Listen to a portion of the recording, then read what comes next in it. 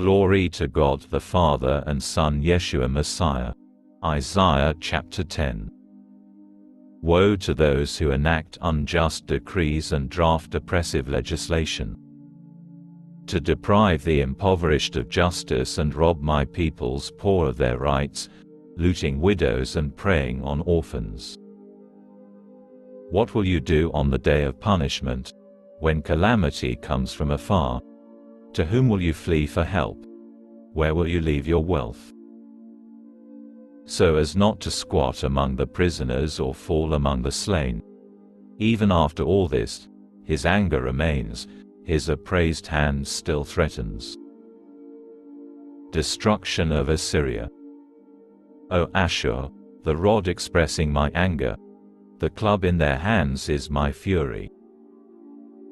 I am sending him against a hypocritical nation, ordering him to march against a people who enrage me, to take the spoil and the plunder and trample them down like mud in the street. That is not what Ashur intends, that is not what they think. Rather, they mean to destroy, to cut down nation after nation. For their king says, aren't all my commanders kings? Hasn't Calno suffered like Carchemish, Hamat like Arpad, Shomron like Damasek?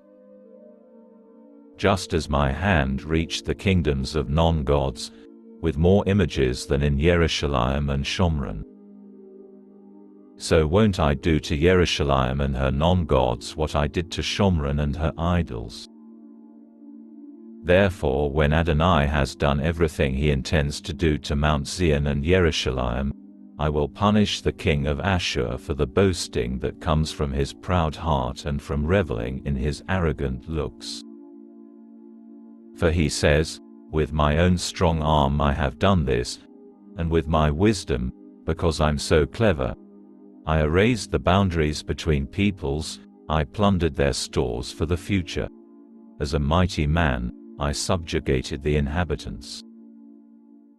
My hand found the riches of the peoples like a nest, and as one gathers abandoned eggs, I gathered the whole earth. Not one wing fluttered, not one beak opened or let out a chirp.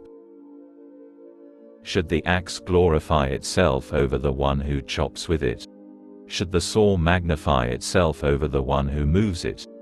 It's as if a stick could wave the hand that raises it up, or as if a wooden staff could lift a person who is not made of wood. Therefore the Lord, Adonai Svo, will send leanness to his well-fed ones, and in place of his glory, a fire will be kindled that will burn and burn. The light of Israel will become a fire and his Holy One a flame, burning and devouring his thorns and briars in a single day. The glory of his forest and of his fertile land he will consume body and soul, like an invalid wasting away. So few forest trees will remain that a child could list them. Remnant of Israel. On that day the remnant of Israel, those of the house of Yaakov who escaped, will no longer rely on the man who struck him down, but will truly rely on Adonai, the Holy One of Israel. A remnant will return, the remnant of Yaakov, to the mighty God.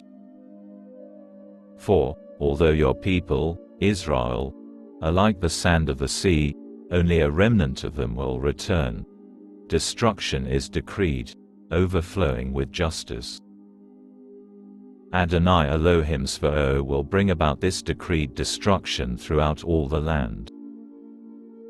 Therefore Adonai Elohim Svo says, my people living in Zion, don't be afraid of Ashur, even when he strikes you with a stick and raises his staff against you, the way it was in Egypt. For in but a little while my fury will end, and my anger will have destroyed them.